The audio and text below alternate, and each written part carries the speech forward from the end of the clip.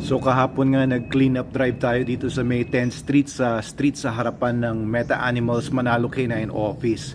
Ngayon, hindi ko alam kung ano na nangyari ngayon after 24 hours ng clean up drive namin. Tignan natin.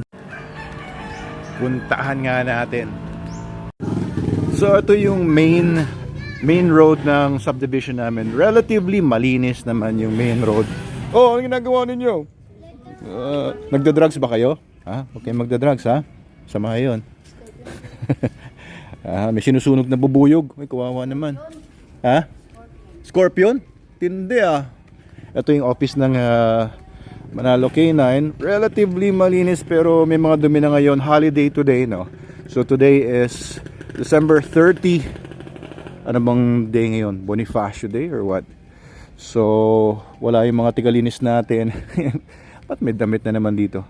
May mga dumi-dumi na ngayon. Wala yung mga tigalinis natin. Pero alam ko pumasok naman sila Jepoy eh. Dapat nililinis nila to. Ayan, may mga dumi na naman. May mga basura na naman ako nakikita. Sa harapan pa lang ng office ito. Tignan natin yung banda dito sa may 10th Street. Ito, nilinis natin kahapon. Medyo malinis pa rin naman. May mga konting nagsisimula lang ng basura na naman. Ayan. Ayun, pero konti lang. Wala talaga kasi nagme-maintain dito. Yung mga street sweepers ng subdivision, doon lang daw sa main road naglilinis. Ayan, marami pang basura. So hopefully malinis natin yan. Mukhang may bagong mga tambak ha. Hopefully malinis natin ito. Ayan, may bago na ng mga nagtambak. Ayan, mga bago ito. Wala na itong tambak kahapon eh. Meron talaga mga nagtatapon ng basura dito. Ito wala na, clear out na namin to kahapon eh. Mga bagong basura na naman ito. Mukhang galing sa school. May mga estudyante mga nagtapon dito. Ay, wala eh. Ayan, may mga basura na naman dito. Ganyan talaga. Dito medyo clear naman. Ito mga bagong basura na naman to. May mga nagtapon ng mga pinag-inuman.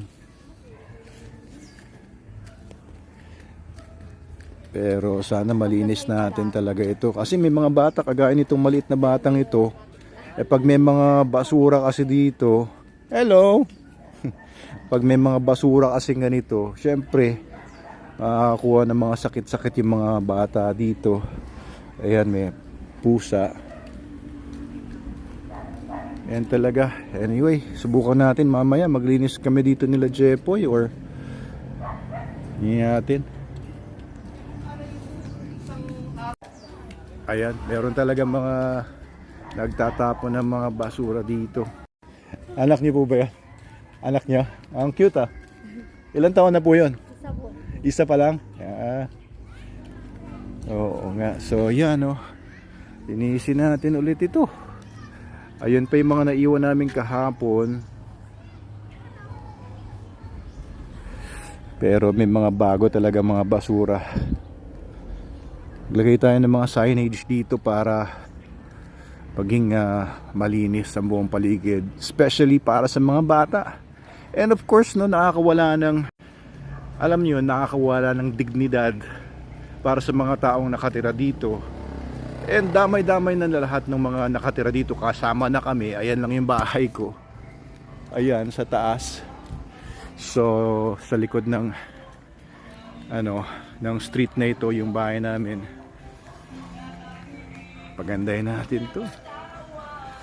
Sana may cooperation din yung homeowners association officers, pati yung mga presidente ng mga officers ng mga bawat street kasi daw may officers.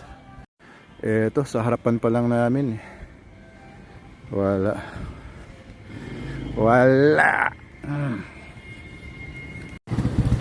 Medyo nakakainis na nakakalungkot.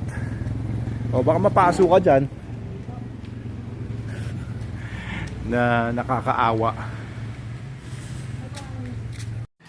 Syempre dito sa harapan ng bahay namin, yan, nilagyan ko pa ng mga halaman para gumanda sana. Hindi naman natin ma-expect na lahat ng mga tao ay gusto ng magandang paligid.